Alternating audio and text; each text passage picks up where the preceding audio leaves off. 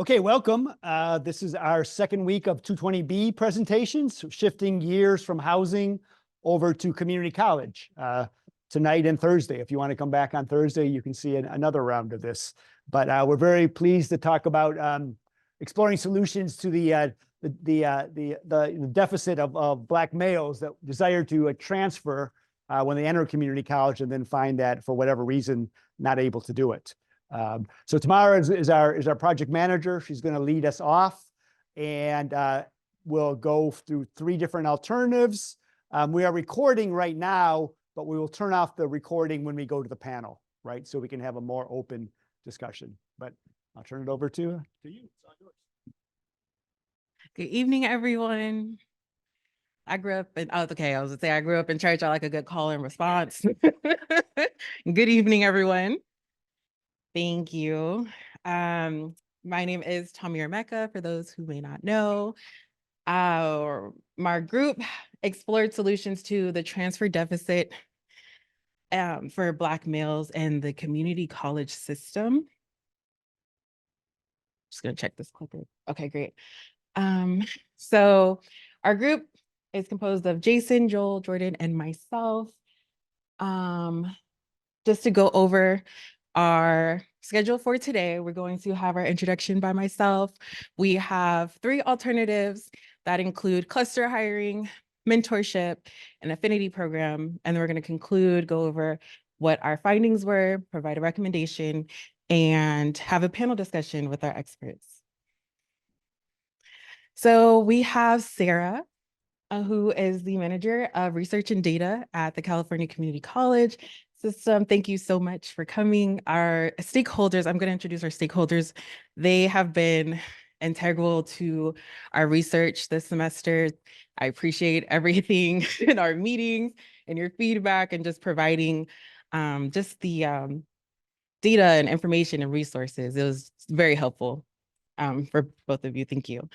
And so Sarah has her PhD in education with an emphasis on school organization and education policy from UC Davis. And she has worked for various prestigious institutions such as PPIC, UC Davis, CA Competes, and more. And I believe you also were a consultant for IYT. Awesome, fun fact, where I work now. And Param, who is a MPPA alum, and currently serving as manager of policy research at the same institution, and gained experience at the California State Student Association, Sac State, and the California State Legislature. So policy problem overview. So we looked into why there are too few transfer intending Black males transferring to a four-year institution within 4 years of their initial enrollment. Currently, only 13% of Black transfer intending males transfer within 4 years, compared to 1 out of 4 white or Asian students. And got that statistic from PPIC. So we're exploring the causes of this and finding solutions. So the history of the problem: why are there too few Black males transferring to a four-year institution? One is institutional barriers. There's a lack of preparation in the K through 12 districts, and then also lack of transparency. And so within the CC system, and I didn't know this until I was doing my research and having conversations with you all, that there are 2 different tracks when going into a community college. And I went to community college. So you have the AA, which is your associate's degree, and then your associate's degree for transfer. And the associate's degree for transfer, those are the courses that you need in order to be able to transfer to a four-year institution. And similarly, in the K through 12 district, you have A through G courses that you need to take in order to qualify for a four-year institution. And essentially, young men of color tend to get funneled into courses that are only qualify them to graduate from high school and not into straight into a four-year institution. They end up going to a CC, which is a great option for a lot of folks. But they're not ready for that college level, those college level courses. Another issue, or cause rather, of this problem is a lack of diversity amongst staff. With this is an issue for students that might feel othered, and then also the staff that might feel othered and don't feel comfortable being in that professional setting. And even our own Dr. Bush from CRC has mentioned how he didn't see himself in the curriculum until he was in middle school. And even when he did, it was in slavery in our history books. And so that leads into the lack of culturally relevant pedagogy. Students aren't connecting with the material. That doesn't encourage them to continue their education because they don't feel connected to the information, they don't feel connected to the system, and they don't feel welcomed. And then also just a lack of guidance that leads into what as well, the diversity amongst staff. Our president at Sac State mentioned, I don't know if any of you have had the pleasure of hearing him speak, but he has mentioned how his first week or so of at being at Sac State, like a Black male faculty reached out to him, saw him walking in the quad and was like, hey, if you need anything, you let me know. Didn't know his name, didn't know anything about him, but he connected with him. And that's important in order to build that community on campus. And then also just being able to say, hey, I need help, and having someone to go to for that. And then socioeconomic inequities. With that, if a student is focused on just meeting their basic needs, it's very difficult to focus on your schoolwork, focus on getting to class. You might be absent, you might have to take care of family members, etc. They may not have the resources that others do. And so here's our problem tree. I'll give you a moment to look it over. Essentially, it's just a visual of everything that I just went over. We have our educational barriers here. That leads to low high school achievement rates in K through 12, leads to our problem. And the effect is poor preparation for college courses. Also financial barriers, as just mentioned, and that aids in the growing achievement gap for Black males pursuing higher education. And then lastly, on the right side, we have institutional barriers, institutional racism, discriminatory practice in every level of education, leading to the marginalization of the Black community in higher education and stagnant economic growth in the Black community. So why should the government care? There is a correlation between education and safety. The communities that have higher investments in education have safer communities. And then I wanted to include some statistics here that I thought were very interesting.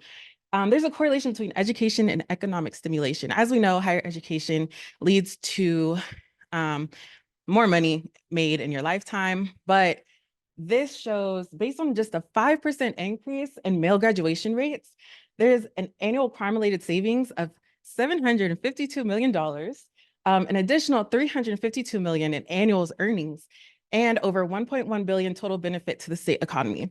And so these are California numbers within the last 10 years.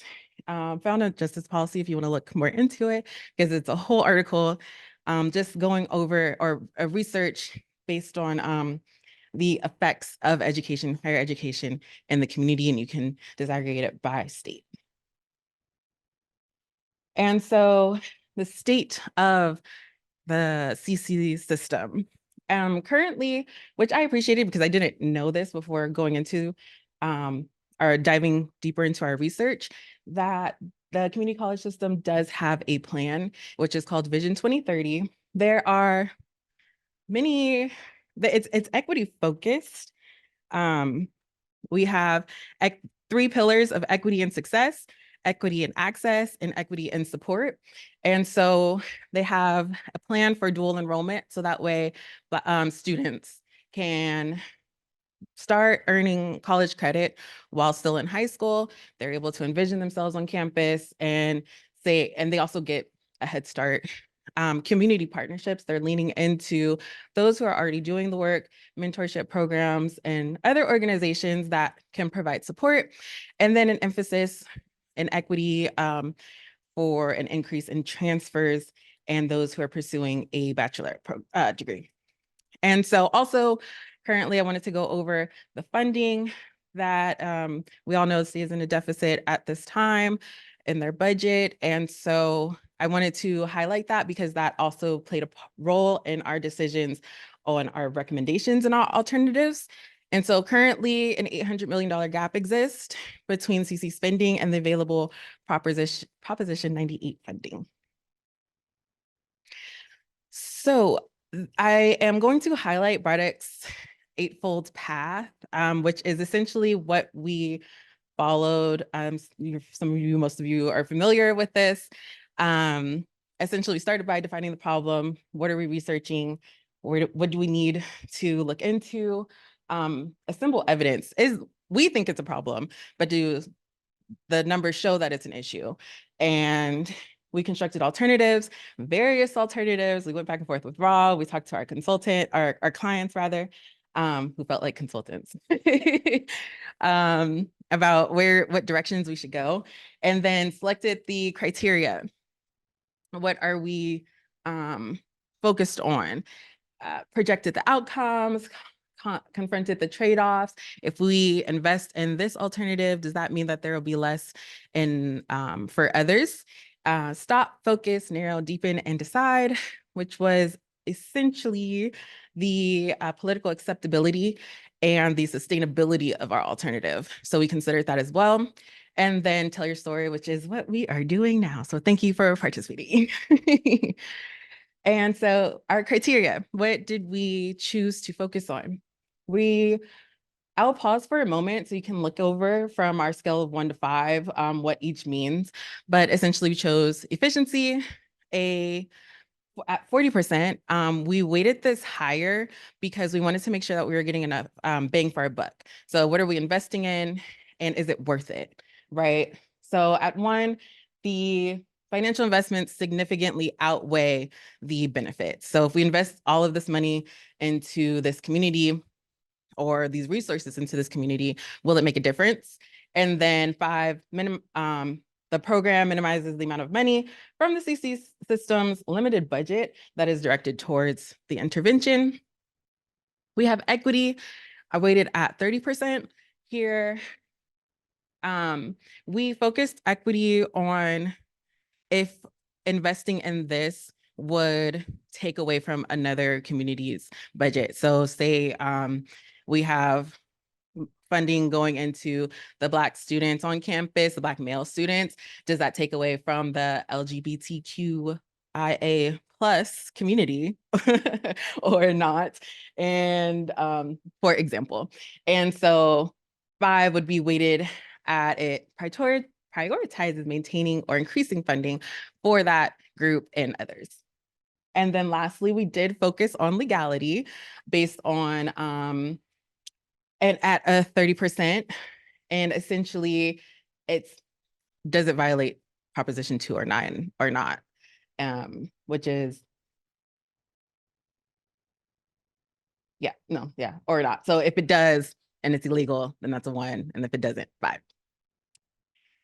So my classmates will be going more into depth on each category here throughout their presentations. But for the quantitative CAM, essentially, we're going to be weighting cost effectiveness, again, total cost of the program versus the increase in the number of Black intending transfers, equity funding preservation of all programs aimed towards closing achievement gaps, and then legality alternative does not violate Proposition 209. And we'll also go over a qualitative CAM, same categories, different rating. And I will bring up my classmate, Jason.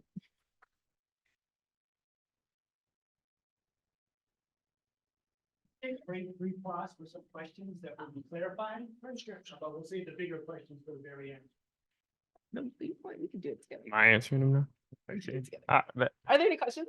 That's my favorite. After every presentation, we'll give a chance. You mentioned that one good strategy was kind of performing the education to sort of make things more relevant to a more diverse student body. What So that could look like ethnic studies. That is something that has been passed as well to be first mandatory for K through 12 districts to provide that course to high school students as an elective. And so that can be, and each district has the ability to choose the direction for that. So that way it's relevant to those students on that campus because California is so diverse. But they're mostly Hispanic students and they can maybe learn more about that culture it's up to the district's discretion, but that would look like ethnic studies on a district level. And then also maybe in for college level, that's my background in K-12, but for at the college level, speaking of things I'm learning, having more diverse curriculum provided. So in their history classes or even just examples and like a lot of books might just have Caucasian as examples. That could be having a Black picture. And in health, it could be like a Black mom and their child versus having a white mom. Or also studies with like different diseases. It could be more diverse with it's just having more diverse examples and more exactly. Any other questions? Okay. I'll pass it to Jason. All righty. Test. Cool. We good. We good. All righty. First off, thank you, Tamirah, for that amazing introduction. And thank you, everyone, for joining us this evening. So our first alternative is going to focus on diversifying, increasing faculty diversity through greater implementation and oversight of cluster hiring practices. Now, cluster hiring, it's an approach and it aims to aggressively onboard diverse candidates by using strategies that promote success in the hiring of historically underrepresented faculty instructors. Now, before we dive more into this policy alternative, I would like to take the time to thank and recognize our stakeholder for this alternative, Dr. Kristen Tudor. She's the chief of staff here at Sacramento State. Previously, she received her master's in communications here and later her doctorate in educational leadership. So very thankful to have her here. Oh my gosh. Look at that timing. Awesome. Yes, so as I was saying, President Luke Wood and his cabinet have actually implemented some very innovative strategies focused on diversity and inclusion, as well as have listed some very bold enrollment goals. For example, they seek to have the highest graduation rates for community college transfer students. And more related directly to this particular policy alternative, Sac State has listed in their strategic plan an effort to initiate a mega cluster hire in seeking out diverse candidates who have a record of success in teaching Hispanic, Asian, Black, and Native American students. So very excited for the stakeholder discussion involving cluster hiring more. And now moving back into some of these cluster hiring practices, just some brief background of when this has worked. So cluster hiring, based off the literature, has shown to be effective in hiring underrepresented minoritized groups. A couple of examples: San Diego State successfully increased its number of Black faculty members by committing to a cluster hire focused on serving Black populations. And additionally, Emory University was able to experience a 15% to 51% increase in its hiring of underrepresented groups. And now you may ask, so why should we diversify faculty? So this obviously isn't our main goal. Our policy problem that we are addressing is too few transfer intending Black male students. So here we have some empirical support as well as some a qualitative assessment that sort of shows this causal relationship between increasing faculty diversity and improving the success for our certain student group. Robert Fairley, he's an economist out of UCLA. He conducted an empirical study utilizing administrative data from De Anza College, I believe it's located in the Bay Area. And he found robust effects that underrepresented students are 1.2 to 2.8 percentage points more likely to pass their classes compared to a base rate of 29% when taking a class with an underrepresented instructor. And I should add, this study also found that the effects were the most robust for Black students when engaging in a class with a Black instructor. And now the second bullet point is going to list some of a qualitative observation of this argument. Musaeus, he created a model for elements that should be included within an institution to increase the success for minority students. And he has this quote here. He argued that activities that include academic and social elements, when coupled with cultural relevance and responsiveness, can be powerful tools in strengthening students' academic and social connections to their institutions while allowing them to maintain important ties with their cultural communities. So this is sort of that empirical support as well as qualitative support for this policy alternative. And then taking Tamirah's problem tree here, I've dove into just sort of one of the causes that this policy alternative seeks to mitigate within the overall arching problem, which is discriminatory practices in higher education that have led to the underrepresentation of Black faculty members, creating an unwelcoming environment. Now, not only for students, but also for potentially incoming faculty members. This has also caused unequal access to support services and opportunities for educational attainment, and going up the chain, poor performance, leading to our problem, which is to transfer intending Black male students. Alrighty. Now, for cluster hiring, the community college, the chancellor's office has implemented some current efforts in relation to this policy alternative through their Equal Employment Opportunity 10-point plan for faculty diversity hiring. Now, under cluster hiring within their document, they define the efforts that aim to attract multiple scholars with shared interdisciplinary interests, specifically targeting underrepresented backgrounds. The efforts of this initiative include intentional outreach, developing a search committee, and providing intentional mentoring for these new hires. So as you see here, we have a pre-hire phase in developing and training the search committee, as well as a hire phase, the hiring process itself, and ending with a post-hire phase aimed at sort of increasing the retention of these qualified candidates. Now, while this all sounds good, some recent evidence has cited some concern.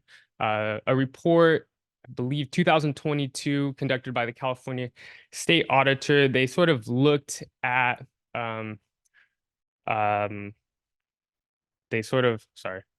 they looked at how well certain community college districts have been able to utilize these provided EEO funding to increase faculty diversity. And they noticed two main things. One, it's not being effectively monitored, the use of these funds. And also there's no metric to track this progress towards reaching these states' instructional goals. And so it's lacking a measure of oversight and accountability, which we'll talk about a little bit later. And this is from the report. So as you see here, one of the potential best EEO practices promoted by the Chancellor's Office is to conduct a cluster hire using the criteria designed to draw in candidates from underrepresented populations. Now you see the four community college districts that were under investigation for this report, Los Rios, San Diego, Kern, and Foothill de Anza, did not implement a cluster hiring practice. So while it is in the plan, it has not reached that implementation phase that we need to see. All righty, and then moving past current efforts, we'll get into the cluster hiring for the design that I came up with. It's a 5-step process beginning with a strategic focus and ending with transparency and accountability, which sort of seeks to mitigate those problems identified by the auditor in the report. So beginning with strategic focus, this step is to develop the specific cluster hire initiative specifically aimed at increasing the number of Black-centric hires. Now here we have to define Black-centric. So I have defined it as candidates who have demonstrated a commitment to advancing racial equity and justice through past research, publications, and advocacy efforts, and who possess a strong interest in improving Black student outcomes within the community college setting. And then moving to step 2, you have partnerships, and this sort of touches on that networking and outreach element. So it seeks to collaborate with local community organizations, HBCUs, and other professional networks that have had success in drawing in these qualified Black candidates. And then third, moving into this diversity training, and this is occurring in unison in the formation of these hiring committees, just to ensure that whoever's on these committees are implementing equitable hiring practices and are focused on creating a supportive environment for these potential new faculty members. Now, I also thought about the idea of perhaps implementing what I call a mission statement, which requires candidates to write a statement about their potential vision for mentoring students from underrepresented backgrounds. So for this specifics, it could be male Black students, it could be overall Black students, just to assist with the selection process to ensure that the candidates are qualified and sort of are meeting this cluster hire initiative and its overarching goal. Now, 4 and 5, like I said, those are in place to sort of mitigate these potential problems that we have seen with the current efforts. So step 4, long-term planning. It's to develop a long-term strategy for sustaining the cluster hire initiative, which includes that regular monitoring and evaluation of progress. And it also seeks to allow for adjustments to be made when identifying the challenges within this process. And step 5, transparency and accountability. This seeks to establish clear metrics and benchmarks for measuring the success of the initiative with regular reporting to stakeholders and perhaps a greater level of oversight by the Chancellor's office, just to ensure compliance and effectiveness with using this EEO funding.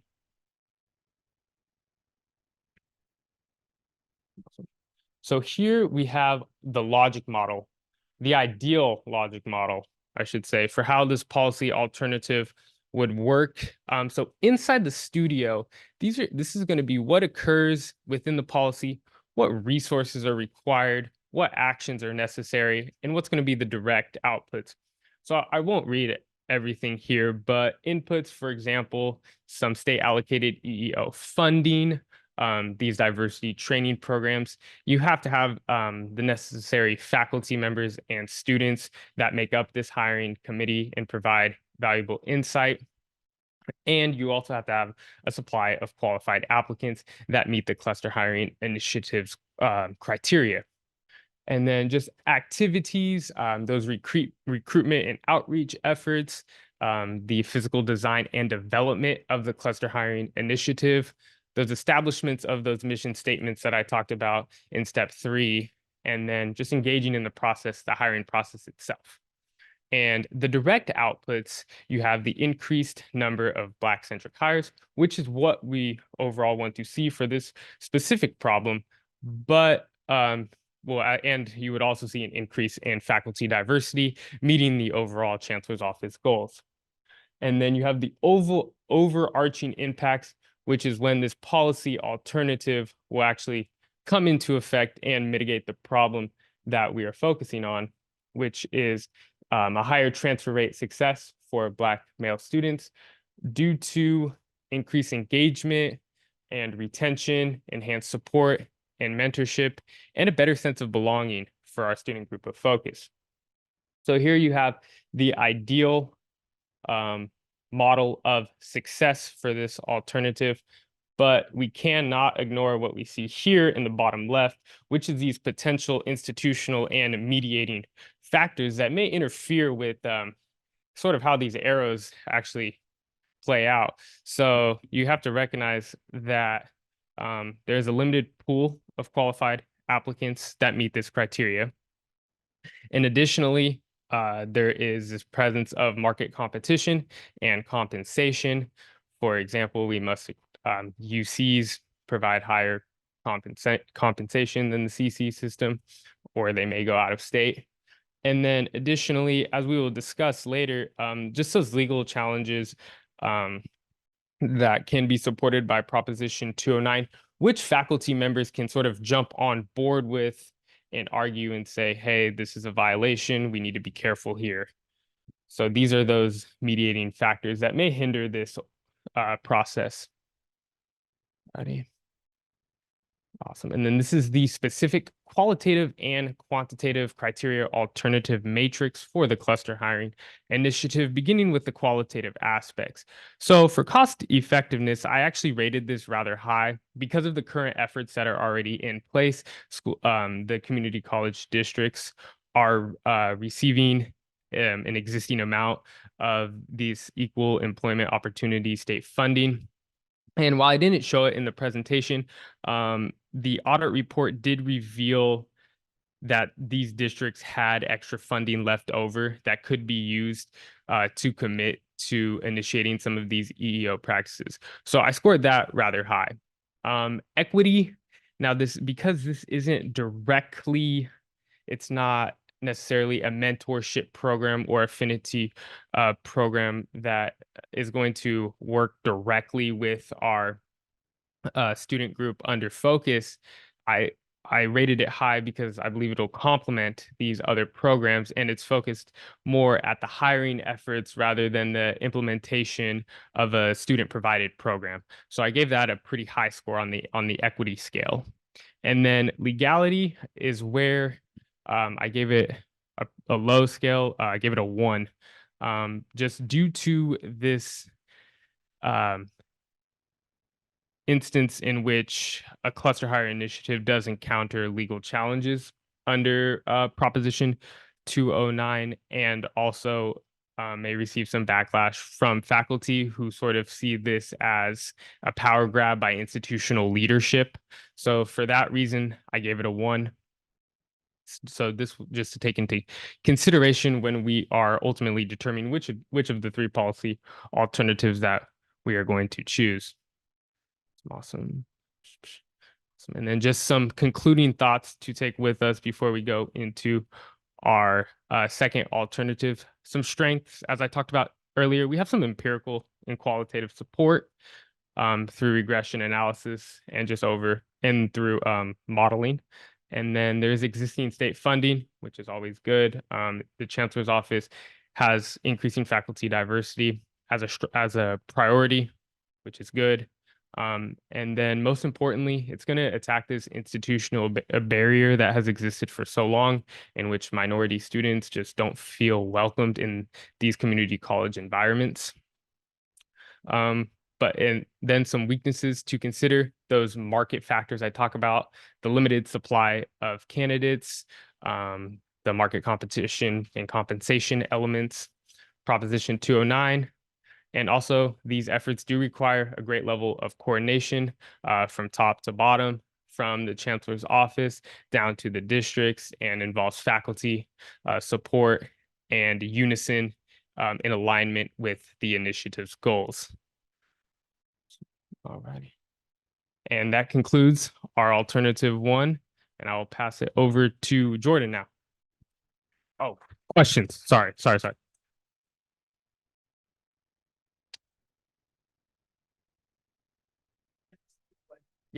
Would these Black faculty be academic mentors, or would they provide more social support, or would they do both? I think first off, I think academic support comes initially in this process, just because I don't see there being a practical commitment to have these new faculty members automatically take the role as providing social mentorship, unless we have a way to bridge the gap between this policy alternative and one like Jordan's, where who we bring in is directly implemented into a mentorship program. But yes, that vision, that mentoring vision, I thought of as more as an academic mentoring opportunity. Jen.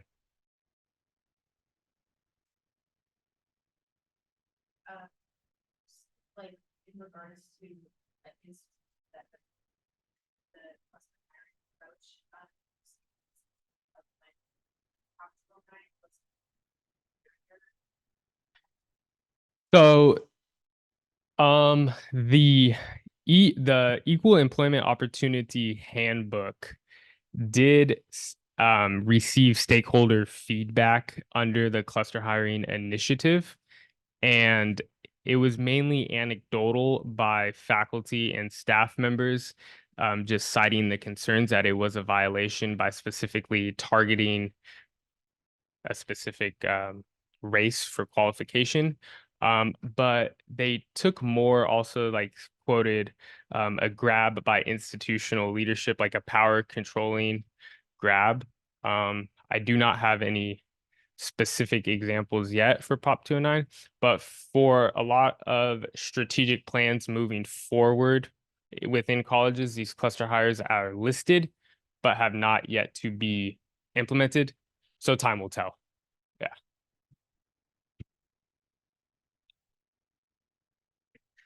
Thank you, everybody, and thank you for the questions. Thank you, Jason. And I think that was a perfect way to segue into the next policy alternative, which is it's all about who you know and what you know, which is mentorship programs. My name is Jordan Sosa, and I just want to just thank you all for attending our presentation, and a special thanks to our clients and stakeholders for attending our presentation. Just before going into the policy alternative, I want to ask a question to the audience. If raise your hand if you have had a mentor or been a mentor to someone. See, maybe not Joel, but it looks like everybody has had an impact or connected with mentorship. So I'm super excited to share an alternative that we could all relate. And you know, one thing that analyzing with this policy or alternative being an economic analysis class is what is the specific good or service that individuals will be receiving if they participate in a mentorship program. And what it came to is social capital, of how that will be benefiting and improving the transfer rates for Black male students and California community colleges. And that's why, you know, and that's why I put the cliche saying it's all about who you know, because we could have all the degrees, expertise, experience, but a lot of times we see these windows of opportunities being available just with the individuals you know who are within these institutions. So with the mentorship program, we see that it will address the policy problem by establishing mentorship programs in all California community colleges. And there are ways that we can do this. One is partnering with Black student unions. And we actually see this very successful with the Black Student of California United, establishing chapters all throughout California, CSUs, and UC systems, and having a Black student union. Also establishing evidence-based and data-driven mentorship models that provide student support. And we're going to be in the next slide going over some models that have been very effective in providing mentorship opportunities for Black men. And last is having referral service resources to support student stability. And that was something that, you know, doing our readings, it was, you know, social capital is a huge step, but it doesn't guarantee, like, just because you're in a mentorship program, you're going to automatically be guaranteed to graduate or be successful. You know, there are other components. This one really resonated a lot from reflecting my personal experience going through the Guardian Scholars program. I would say the most beneficial part of being part of that program was getting the connections, the mentors, the relationships, knowing the academic support. But, there was times I couldn't pay for my dorm payment. I was failing in a class, and just to be very transparent, like, in life, shit hits the fan, and I needed to talk to someone who had an understanding of, specifically with the Guardian Scholars Program, with individuals who've been impacted by the child welfare system. So with mentorship programs, through our research, we highlighted three organizations that, through our class readings, or that were very successful. One is that African American Education Network Development, and we actually have Michael, who is one of our stakeholders, who will be sharing more in depth of the impact of this network of having Black males providing mentorship and social capital opportunities to men of color in community colleges. We also did review on the Male Students Successive Initiative.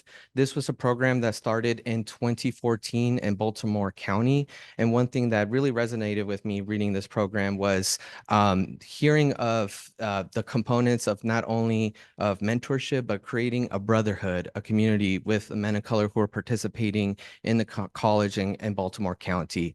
And today I have the honor to introduce Improve Your Tomorrow, which has multiple programs of supporting men of color, and one of them is the Mentorship Fellowship Program.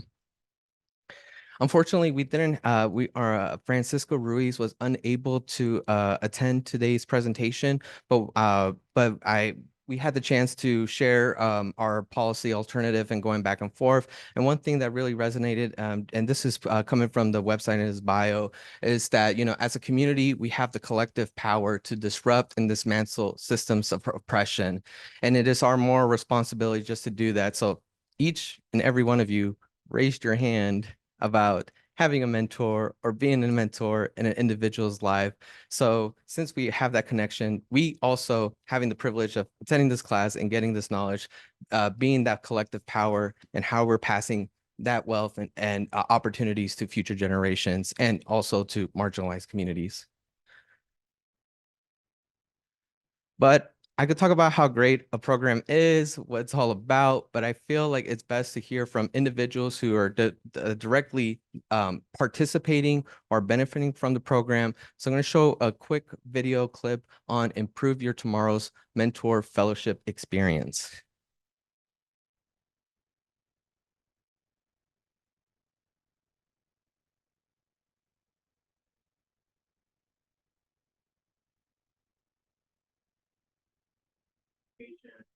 That allows you to provide their life. Something that no one can ever take away from you. Well, education means the key to the future. If I didn't have education, then what do I need to develop? And it's very easy to be a mentor with a phrase that we mentor mom came to me in this space and like, most I want to do one day is to be I want diversity within the workforce. I wanted to share others because I would love a program like this that certain right? See people that look like me, different classes. I moved out as an immigrant 2013 and not really know community, but not having any social connection. I think that inspired me to want to be in a program where I can affect the lives of young men. So mentor is this good way to teach you how to really much stuff don't work. Pretty good. Have somebody actually here on campus that actually help you and you the research, the consistency, get experience. I've seen amazing transformation among the young representatives for some of it could be more motivation to be involved with the academics. The confidence to believe that there are people of anything that they put their minds to. Well, it really is kind of like I'm kind of falling behind. I feel in my head and start pick up pace, start improving grades, classes not really what we try to it's for my mentor, fantastic. This really looks like a thing because this is the best. Being a mentor for LIT has, opened me to the world of leadership, to be able to walk the students, to be able to be emotional support. the best thing I've done to have like this experience of like, oh my God, this is so great. Like, I want to leave. This is like a model. This is really a model. Being a part of this program is allowing me to, prioritize my mental health, to be able to say, you know what, I do need a day off. I do need to catch myself. And that's something I wasn't strong on before coming into this program. You really are like an ally of wanting like social change, and you would do it. I feel like it's also like our social responsibility. We have access to opportunities like this to really take advantage of it. Being a part of RIT has taught me so much about myself. Just feeling the energy on the kids and have a big impact on the day. I definitely would suggest taking that step. It's a bold decision to take, and it's a great one to make. So doing that, you learn about yourself, you learn about mentorship, you learn about the importance of leadership. And hopefully you can get to be that leader in your time and in your community. Just want to give a big thanks to RIT for providing me this very impactful opportunity. For the goals that they have. They're so amazing, and as well as my students, I love them so much. I'm really thankful for the program. I'm thankful for the relationships that I build and the relationships that I'm committed to build. Well,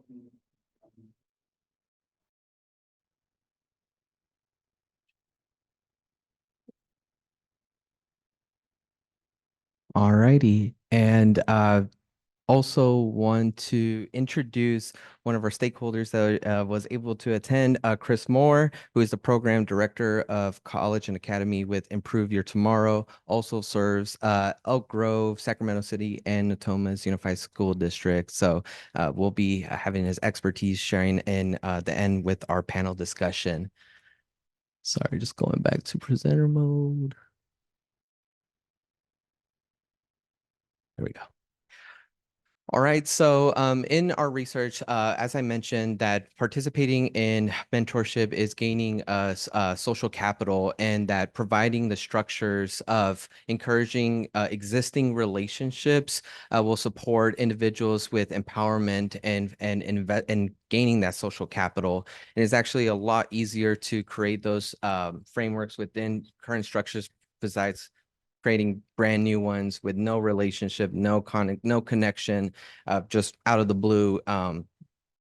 It makes it hard to have authentic connections and relationships versus having those frameworks provided within the community.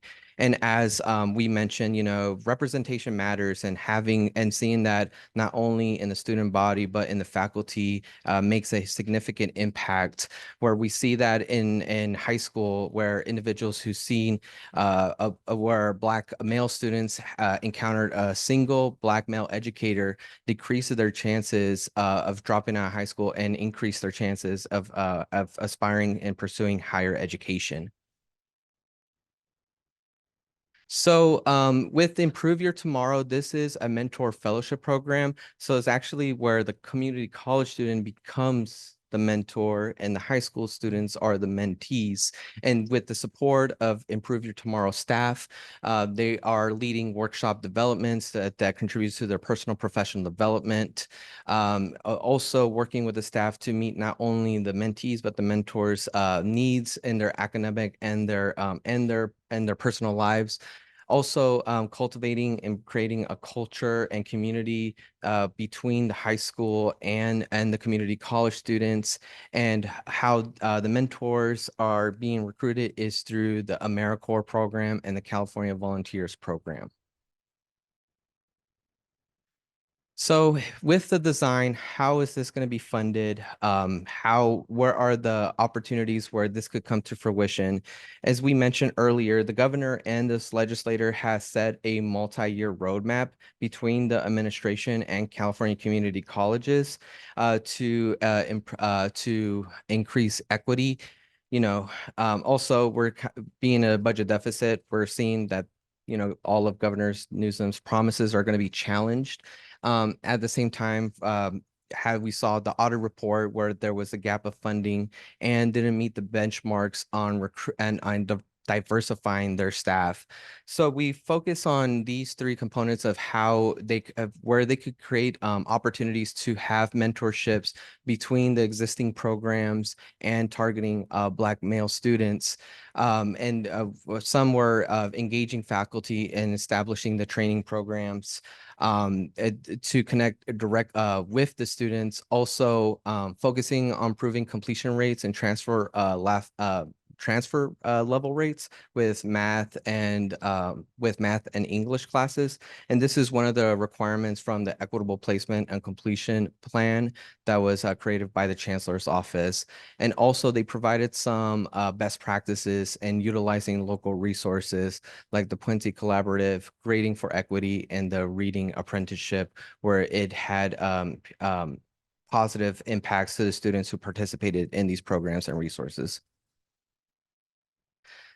So here is our logic model of establishing mentorship programs. Like, what are the ingredients that are needed to make this come to fruition, and are the players to make this happen? We see that, you know, the legislature, the chancellor's office, and state funds have come to fruition, and also needing the support of faculty, students, and program staff to make sure that there is individuals who are disseminating the program, participating, and creating those activities. And the activities could be the referral of services, whether it's from tutoring, existing financial resources, or finding a sense of belonging within the community college campus.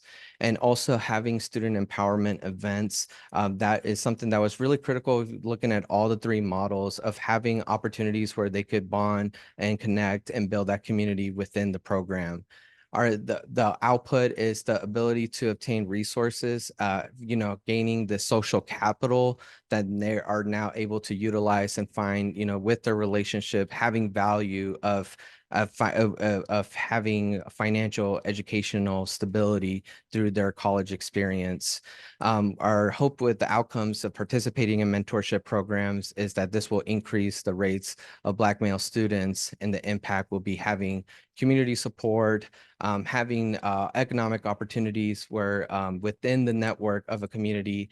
And also a positive thing is claiming the success of groups. And that was something that actually was super impactful when going to the Guardian Scholars Program. It's like, yes, I'm getting a scholarship, but like, what is the next step? And kind of seeing alumni, or especially from the older classmates or cohorts that were close to graduation, seeing them pursue their master's degree and doctorate's degree, gave me a lot of motivation that going to get a master's program might be a possibility. So as Jason shared, this was our Jason and Tamirah, our CAM criteria, and our cost effectiveness was comparing the total cost and increase. We rated this high since with the multi-year there and the previous legislation, there is funds available. As we've seen, there are with the audit, there are gaps of how it's being implemented, but the funds are there, so we don't have to fight and advocating for brand new funds, or that is no longer in place. Equity, we put it medium high because we see that there is a lot of potential, but of outside factors depends on available faculty and staff that could be able to support this program. And the legality, since it has been implemented, we're seeing best practices and already coming into community college. We put it high since we're seeing promising results from existing programs. And then with that, we have our quantitative criteria rate and our rates, and we've rated all this overall a 4.7. Does anybody have any questions? Shashank. I'm wondering, is this a requirement for all students, or do they have the option? That is a good question. From what I'm aware, that it is not a requirement to participate in this program. I would add that it's part of the opportunity that safe space, ensuring that students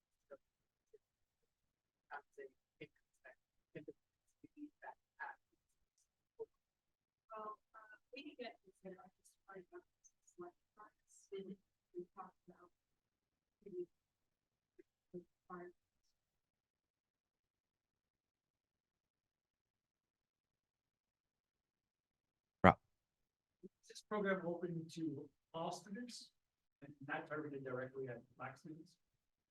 Yeah, that is a good question. So it is open to, like, for the staff, it is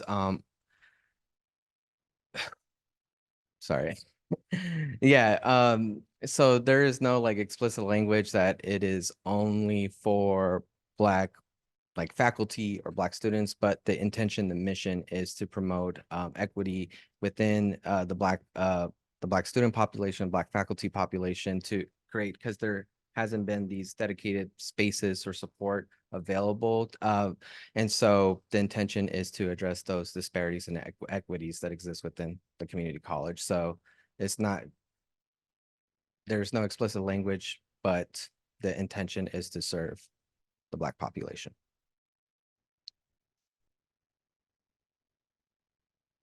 Percentage of students that are Black? I do not. Trying to get at the overall question was helping Black students succeed. How much of each of this program is in the right?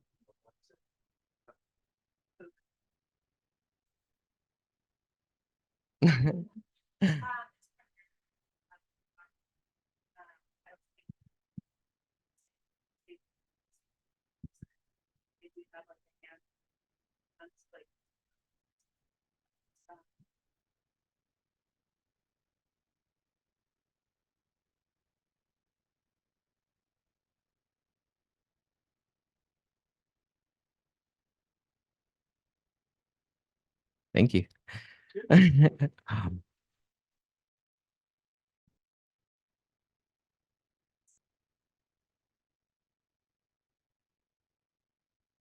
Welcome, everyone. Thank you for being here. Before I begin, I'd just like to gauge the room a little bit. Raise your hand if any of you have attended community college. Oh, okay, great. I was actually expecting a lot less. Okay, from those of you who have raised your hand, how many of you were able to graduate or transfer within 2 years? Okay, just one, just two. Okay, yeah. So I myself went to community college. I was there for around 5 years, so it took me a while as well.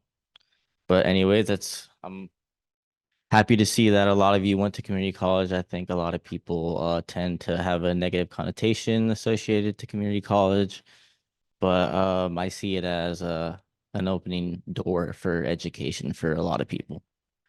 So I'll be looking at affinity programs here. Fostering success through affinity and beyond. If that sounds familiar, it's from Buzz Lightyear from Toy Story, one of my favorite films. So what are affinity groups? So affinity groups are spaces that are created for people to connect based off of shared identities, interests, or ideologies. So usually within the educational space, this tends to be primarily based off race.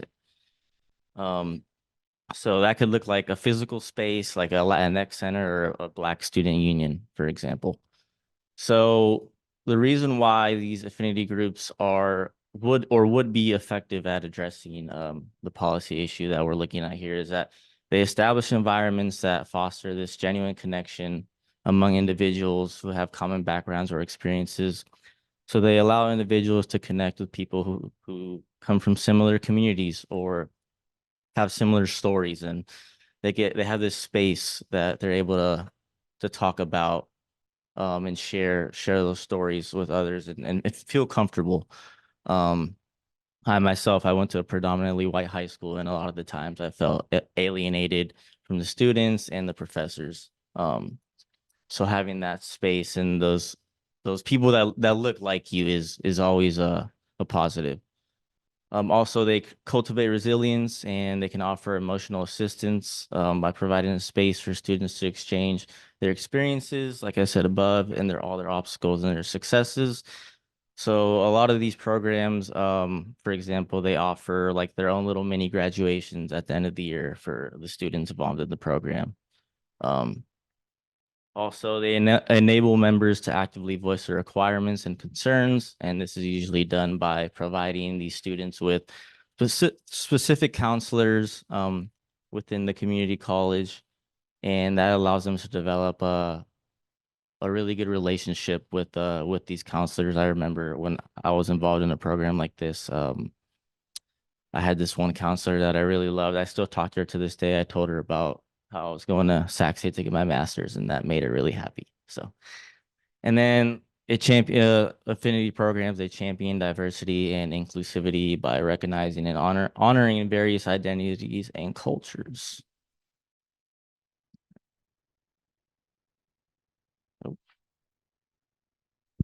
All right, I'd like to introduce my stakeholder. He's here through Zoom. His name is Michael Carney.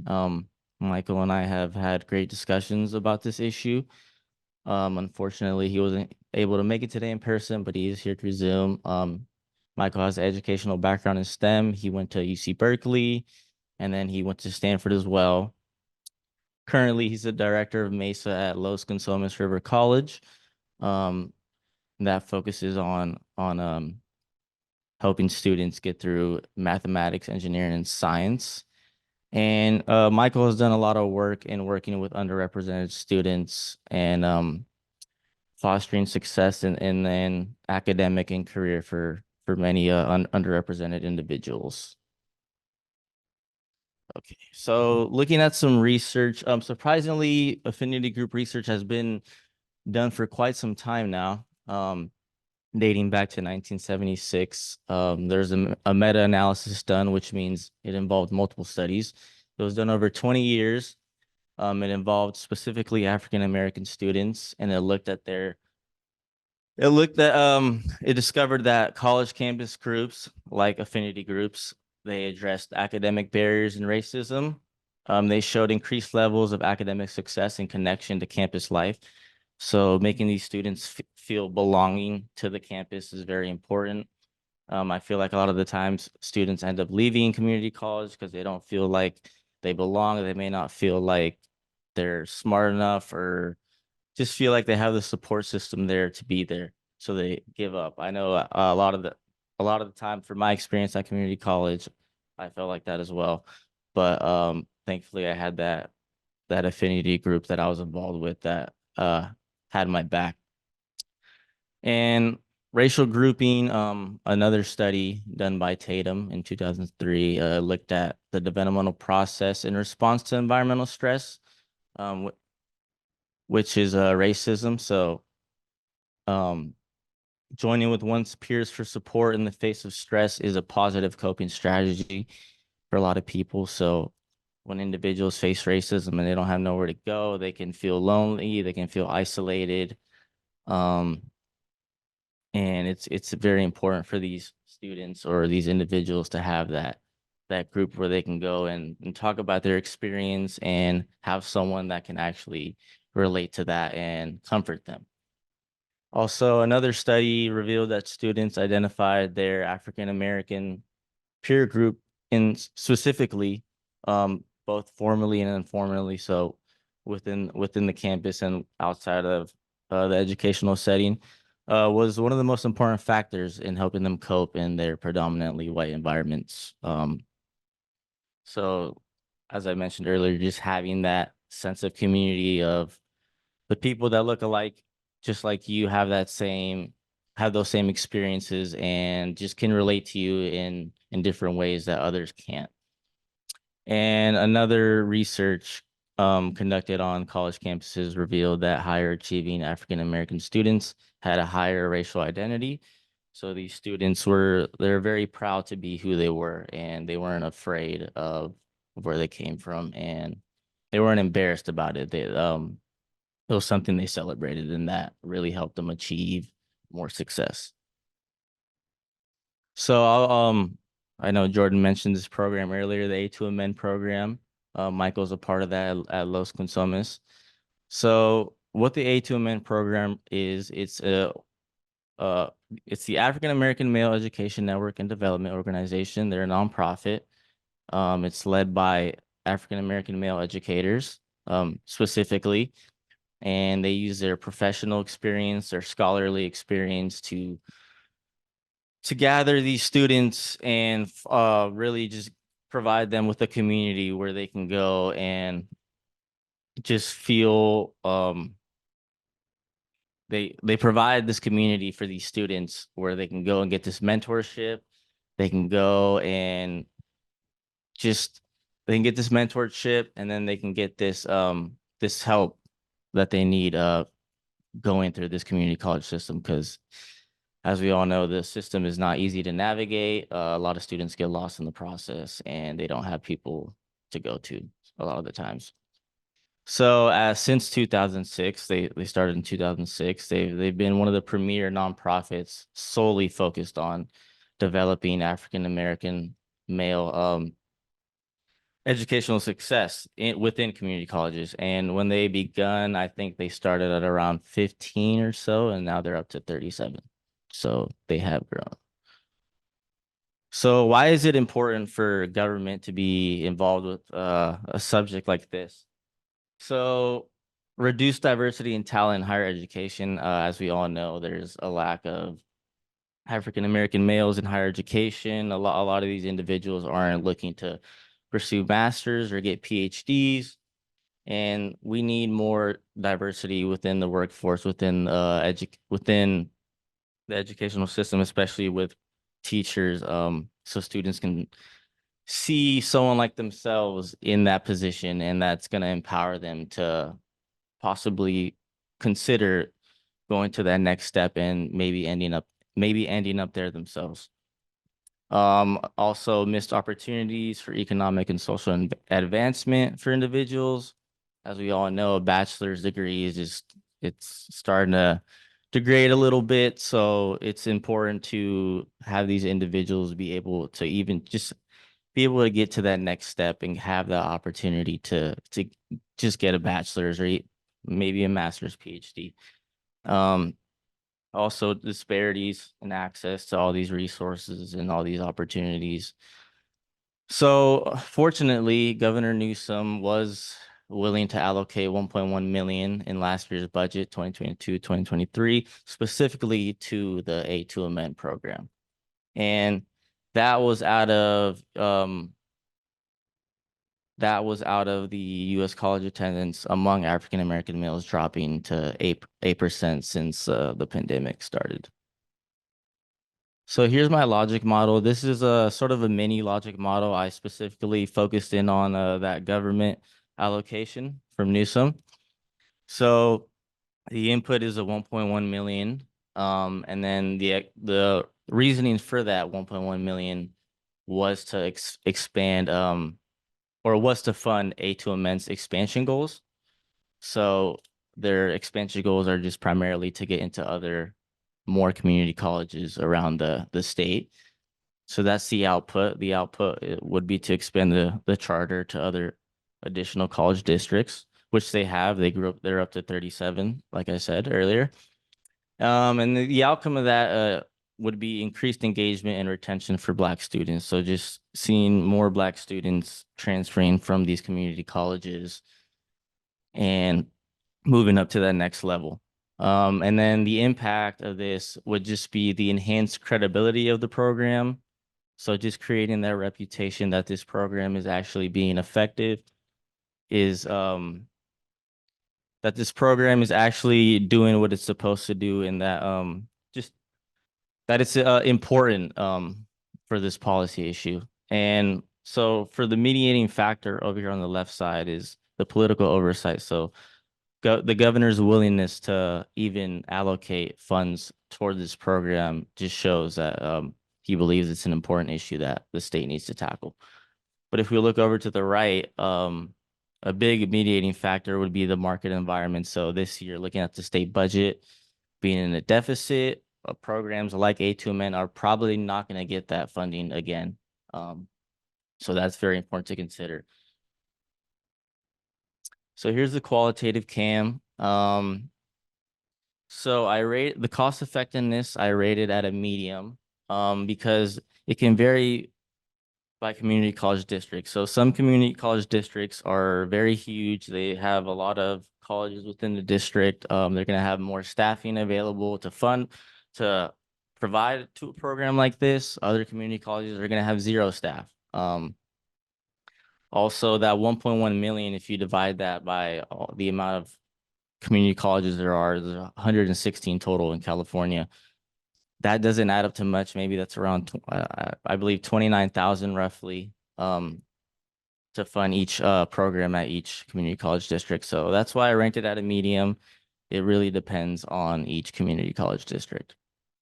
As far as equity goes, I rated it high because it complements other initiatives aimed at closing this gap.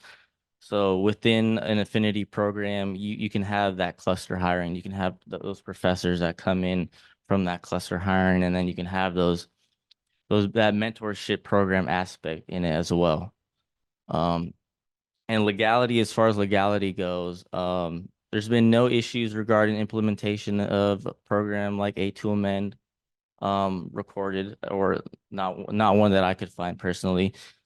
So I rated it high. There's just been no issues. So these programs have been able to successfully implement themselves within these community colleges. So looking at the quantitative side of things, cost effectiveness 3, like I said, it's just middle of the road. It just depends on the community college district and whether they're going to have those funds. I know a big issue within community colleges right now, they have a lot of money just sitting there. So some community colleges may be willing to allocate that money to fund a program like this. Others are probably not. They probably don't see it as an important issue. Also, certain districts are just going to have certain racial dynamics. Some community colleges may have a higher presence of African American male students, others are not. As far as equity goes, I rated it a 4. I didn't rate it at a 5 because programs like this, they can sometimes create racial tension. There was a study done in, I believe, not sure of the year, but it was done at UCLA with around 2,000 students. And it showed that students who mainly just hang out within their own race tend to develop that racial prejudice against other groups. And legality, I rated it a 5. Like I said, again, there's been no issues implementing these sort of projects within these community colleges. So in summary, affinity groups, like I mentioned earlier, there's spaces created for certain groups for people to connect based on experiences, their identities, their interests, their ideologies. And like I mentioned earlier, that within the educational system that usually focuses on race. Why affinity groups are important, they create this cultural relevance. It really brings to light the reasoning why this program exists is because there's this lack of success within these communities. And another important reasoning is the community building aspect of it.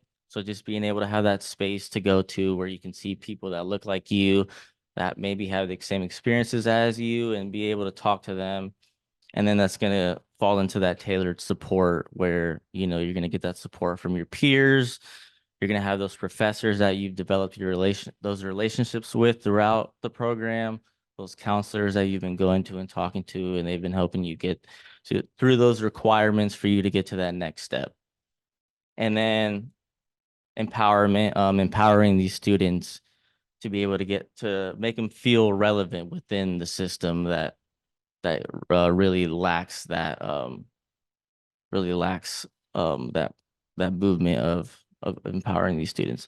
And then the pipeline, just that's one of the biggest important reasons, is providing that pipeline to four-year institutions. So for my program, they signed me up for my classes through my A through G requirements. They made sure I was signing up for these classes so that I was on the right path to transferring to a four-year institution. And yeah, thank you, everyone. Any questions?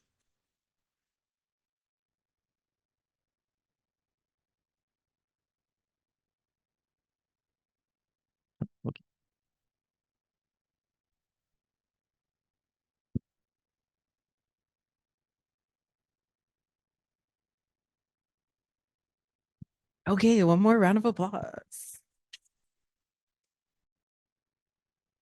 Thank you, team. That was great, in my opinion. But I'm biased. So I'm just gonna summarize our CAM analysis. So here is basically everything that our team has just gone through, but essentially the highest rating was mentorship, based on effectiveness, equity, and legality, being the most legal and again, most cost effective and equitable.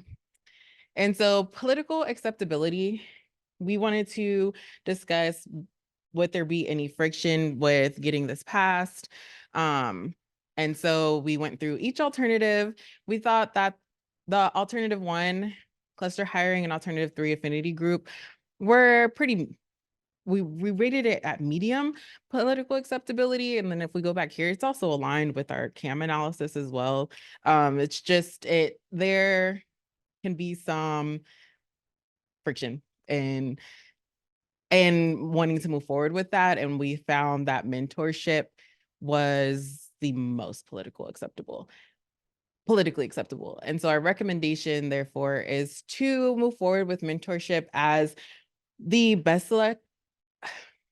solution for our policy problem of too few Black males transferring within 4 years, based on it being cost effective. There's proof of concept, there's existing funding sources, and it's high political acceptability.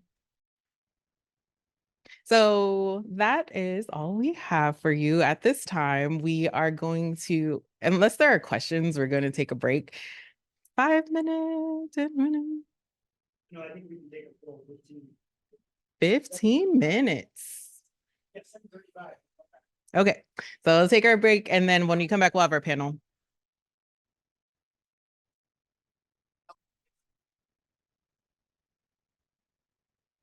Thank you. That was a great presentation. Yeah, amazing communication skills being exhibited. That was a pleasure to observe. I just want to talk about the next step. The people who presented last week, I've sent you back your PowerPoint with some comments on it. I'm grading your presentation. That's only 10% of your grade. That's relatively mild and more informative to help you out in thinking about doing it in the future. But you really need to pay attention to my comments on your presentation. And this is your final exam. This is 25% of your grade. So take some real time to think about that. And as I've given you in some instructions, write down, what you've done, change the PowerPoint slide. You don't need to use track changes or anything. I just write down how you've changed the PowerPoint slide. If I'm asking you to actually maybe add something to your discussion, I can't see it again. So write out what you would have added to your discussion if I thought it was missing. Or if you think my comment's entirely off base, then at least say something about why you think it is, right? So this, I think, is part of this exercise that, you will be making presentations and you'll be getting feedback from somebody, either your peers or your boss, right? And then, part of the exercise is to respond to that, to take criticism, and do your best to adapt to that. So believe me, I'm taking, a lot of time in writing these things out, and I will find some things. So, take the time to respond to that. And then you have an entire week to get it back to me. So I think the Tuesday presentation from last week, I'm giving you until Thursday, 2 more days from now to get it back to me till midnight. If I get your presentations to you tomorrow, which I very likely will, you'll have an entire week then to respond to your PowerPoint. This is to be fair for the last group, because there's only a week before my grades have to be submitted. You'll have the same week to get yours done. Any questions on that? Shannon?